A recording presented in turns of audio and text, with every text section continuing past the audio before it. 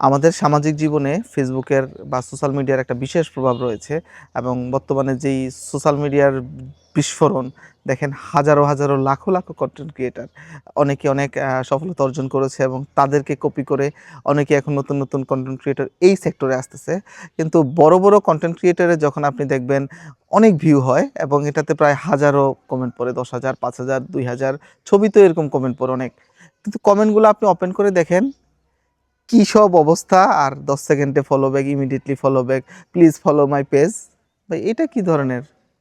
আপনি ভালো কন্টেন্ট বানাবেন, মানুষ আপনাকে পছন্দ করে এমনি আপনাকে ফলো দিবে, আপনার ভবিষ্যৎ যাতে সে কন্টেন্ট শুনতে পায় বা আরও যাতে আপনার কন্টেন্টগুলা সে অটোমেটিকলি ফিডে তার নিউজ ফিডে পায়।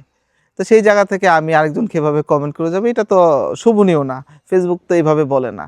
আর আরেকটা বিষয় হচ্ছে একজন কন্টেন্ট ক্রিয়েটরের তার নিজস্ব কিছু কন্টেন্ট থাকবে, তার নিজস্ব কিছু ধারা থাকবে। একজন আরেকজনকে কপি করি যখন ফেসবুকে দেখা যায় একটা কন্টেন্ট কেউ বানায়, ওটা আবার হাজার হাজার সেম কন্টেন্ট চলে আসে। তো এই বিষয়গুলো আমরা চেষ্টা করব নিজেকে ডেভেলপ করতে। আপনি যদি কন্টেন্টে